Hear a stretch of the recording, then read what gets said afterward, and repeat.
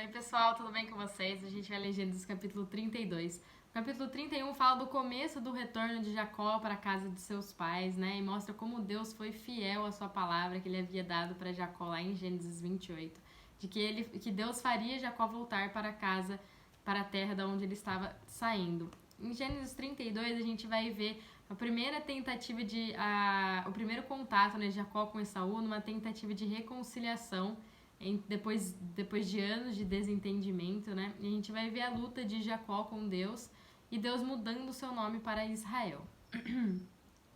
Também Jacó seguiu o seu caminho e anjos de Deus lhe saíram a encontrá-lo. Quando os viu, disse: "Este é o acampamento de Deus", e chamou aquele lugar Manaim. Aqui a gente vê que, né, após ter um encontro com Labão na montanha de Gileade, Jacó segue o seu caminho, né? E, gente, Jacó havia passado anos, né, trabalhando, servindo o seu sogro Labão e se escondendo da ira de seu irmão, né, que queria matá-lo, né, pelos acontecimentos lá de Gênesis 27. E a Bíblia diz que anjos do Senhor foram encontrar Jacó, né? Essa não é a primeira vez que Jacó estava tendo uma experiência, né, com uma experiência com os anjos do Senhor. A primeira foi lá em Betel, né, quando ele contemplou aquela escada que ligava a terra do céu, né, aqueles anjos subindo e descendo, né, e tanto na saída, né, da terra prometida quanto no retorno a ela, Jacó viu os anjos do Senhor, né, uma clara demonstração da presença protetora de Deus, né, com ele, né, e como Deus é fiel a sua palavra, né, e esteve com Jacó apesar de suas falhas e suas imperfeições, né? Então a gente tem uma revelação tremenda aqui de que nós, né, que somos povo de Deus, a igreja de Deus, a gente nunca está sozinho, né? Deus está sempre conosco. Então Jacó enviou mensageiros adiante de si a Esaú, seu irmão, a terra de Seir, né, que é o território de Edom. E lhes ordenou: "Assim falareis a meu senhor Saul: teu servo Jacó manda dizer isto: como peregrino morei com Labão, em cuja companhia fiquei até agora. Tenho bois, jumentos, rebanhos, servos e servas.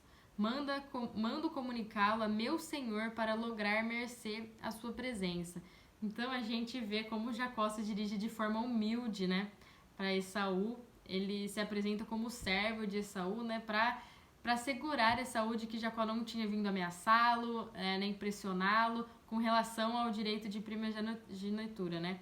E aqui a gente vê Jacó também falando sobre os seus bens, né, sobre as suas posses, né, que Jacó estava deixando saber que ele não tinha necessidade nenhuma da herança, que ele não estava retornando, né, para casa para pegar nada de Esaú. Voltaram os mensageiros a Jacó dizendo: "Fomos a teu irmão Esaú. Também ele veio de caminho para se encontrar contigo, e 400 homens vêm com ele." Então Jacó teve medo e se perturbou. Dividiu em 2 bandos o povo que ele estava, e os rebanhos, e os bois, e os camelos. Pois disse: "Se vier Esaú a um bando e o ferir, o outro bando escapará." Então aqui a gente vê que fica clara, né, a reação de medo de Jacó. Ele até dividiu a sua família, né, porque se Esaú matasse um tanto, o outro tanto poderia escapar, né.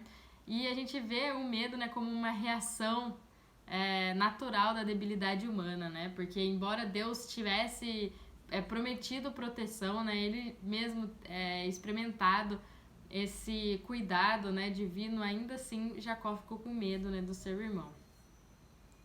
E orou Jacó: "Deus de meu pai Abraão e Deus de meu pai Isaque, ó Senhor, que me disseste: torna a tua terra e a tua parentela, e te farei bem.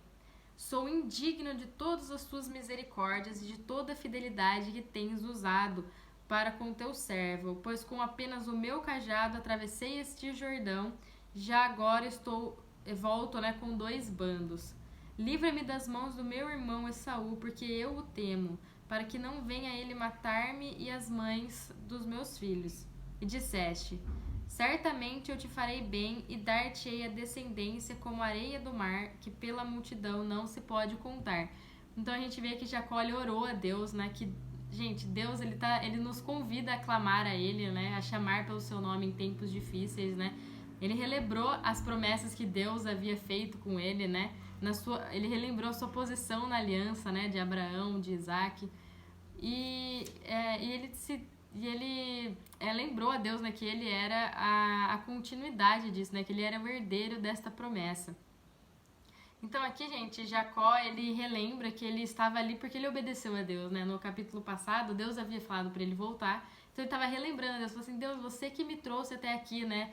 Então protege-me, né? E me abençoa para quando eu encontrar com meu irmão, né? E Jacó, né, ele confessa totalmente a sua indignidade, né? Então a gente vê, gente, quando a gente está orando para Deus, a gente tem que se voltar para Ele humildemente, a gente tem que confessar os nossos pecados e a gente também tem que agradecer a Deus pela sua bondade, né? E aqui, gente, no capítulo 11, depois de Jacó ter feito tudo isso, né, ter se demonstrado humilde, ter falado que estava com medo, né? A gente pode falar assim com Deus, Deus, eu tô com medo, me ajuda, né? E aqui no versículo 11 ele pede, né? Ele fala que ele pede para Deus livrar ele da mão do seu irmão, né? Porque ele tem medo disso. E aí depois Jacó agradece a Deus. E tendo passado ali aquela noite, separou do que tinha um presente para seu irmão. 200 cabras e 20 bodes, 200 ovelhas e 20 carneiros, 30 camelas de leite com suas crias, 40 camelas e 10 touros, 20 jumentas e 10 jumentinhos. Entregou-os às mãos de seus servos, cada rebanho à parte, e disse aos servos, passai adiante de mim e deixai espaço entre rebanho e rebanho. Ordenou ao primeiro, dizendo, quando Esaú, meu irmão, te encontrar e te perguntar de quem és, para onde vais, de quem são esses diante de ti, responderás, são de teu servo Jacó, é presente que ele envia ao meu senhor Esaú, e eis que ele mesmo vem vindo atrás de nós. Ordenou também ao segundo e ao terceiro e a todos que vinham conduzindo os rebanhos. Falareis desta maneira a Esaú quando vos encontrardes com ele. Direis assim, eis que o teu servo Jacó vem vindo atrás de nós, porque dizia consigo mesmo, eu o aplacarei com um presente que me antecede, depois o verei, porventura me aceitará a presença. Assim passou o presente para diante dele, ele, porém, ficou aquela noite no acampamento. Então, Jacó separa presente, né, para ir mandando para o seu irmão, né, separou em 3 grupos para ir chegando de maneira diferente, né, e a gente, para ir também, né, acalmando o coração de Esaú, né, pra a gente ver, gente, eu até somei aqui, né, a gente vê que Jacó tá dando um presente bem generoso, né, são 550 animais, né, que Jacó tá enviando de presente para o seu irmão. Então a gente vê, né, que ele mandou os presentes, mas ele ficou no acampamento essa noite. Levantou-se naquela mesma noite, tomou suas mulheres, suas 2 servas e seus 11 filhos e transpôs o val de Jaboque. Aqui, gente, a gente vê que na mesma noite que ele mandou os presentes, ele já levantou com tudo que ele tinha e mandou eles atravessarem o Jordão. Aqui, gente, tomou-os e fê-los passar o ribeiro, fez passar tudo o que lhe pertencia, ficando ele só. Aqui, gente, a gente vê que assim como Jacó passou do Jordão, né, com um cajado só, agora ele estava voltando, né, e ele ia passar, então ele passou com os 2 bandos que ele tinha, né, olha como Deus abençoou ele, ele passou com tudo que ele tinha, mas ele ficou para trás, né, porque ele passaria sozinho. Então, ficando ele só, e lutava com ele um homem até o romper do dia. Então, ele estava ali sozinho e apareceu um homem e começou a lutar com ele, né, por esse dia. Aqui, gente, esse val de Jaboque val significa um lugar raso, e Jaboque, né, é como um desembocar para cair em algo maior, né? Então Jacó iria sair de um processo em que ele estava menor e ele iria crescer grandiosamente, né? Depois de tudo isso aqui que ele iria passar. Então a gente vê aqui, né, que ele atravessou sozinho, como eu já havia falado, né, de Padã Arã, e ele atravessaria sozinho de novo para voltar para a Terra Prometida. Aqui, gente, a gente vê que ele lutou com um homem, Mas o homem era Deus. E quando é um homem mais Deus, é Cristo. Então, a gente vê, aqui, gente, a gente não pode achar que o homem não tinha força, que ele não tinha autoridade para vencer, né? Jacó ele estava passando por um processo de provação, né? E Deus só prova quem ele quer aprovar, né? Deus nunca prova alguém já sabendo que essa pessoa vai falhar, né? Porque Deus não é assim. E aqui, gente, a gente vê que a perseverança e a insistência na luta, né? Foi o fator determinante da mudança, né? Não só de nome, mas do caráter. Era como se ele estivesse nascendo de novo, né? É isso que acontece com a gente quando a gente aceita Jesus, né? A gente nasce de novo, a gente deixa o nosso eu para trás, a gente é outra pessoa em Cristo Jesus. Então, vendo que este não podia com ele, tocou-lhe na articulação da coxa, deslocou-se a junta de Jacó na luta com um homem. Disse este: deixe-me ir, pois já rompeu o dia. Respondeu Jacó: não te deixarei ir se não me abençoares. Então aqui, gente, que toda prova, né, há uma recompensa. Eu não tô falando de tentação, né, porque Deus não tenta ninguém. Ele está provando, né, para ver a nós, né, o nosso caráter. Ele está provando, né, passando pelo fogo, digamos assim, né, para deixar só as coisas boas, as coisas de Deus, né, em nós. Então aqui, gente, esse homem, né, ele tinha que sair não porque ia romper o dia, que ele ia ficar brilhante ou qualquer coisa assim, mas é porque estava chegando o momento de que Jacó tinha que seguir a sua viagem. Perguntou-lhe, pois, como te chamas? Ele respondeu, Jacó.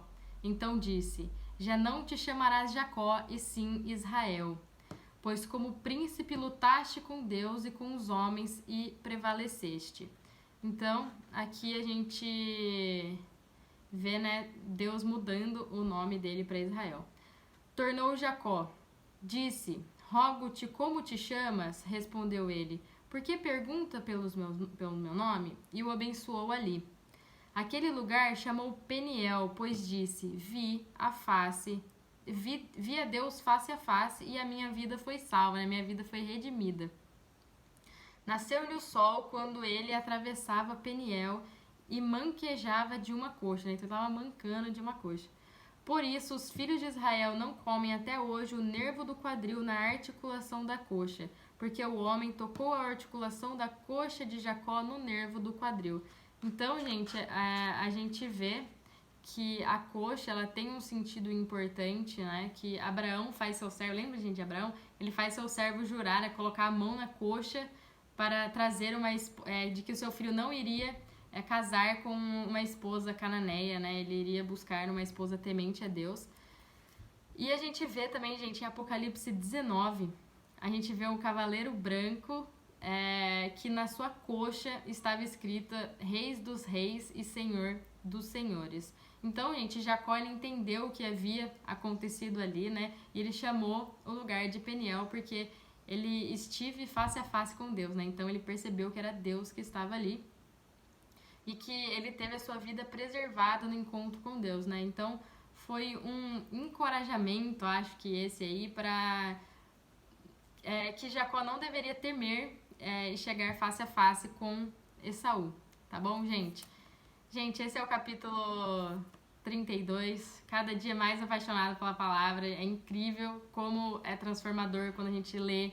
Então, gente, eu encorajo vocês de vejam os vídeos, né, mas também peguem a Bíblia, leiam em voz alta, porque quando você lê em voz alta, você está lendo a palavra de Deus em voz alta, né, e isso tem um poder tremendo, tá bom? Gente, fiquem com Deus e até o próximo vídeo.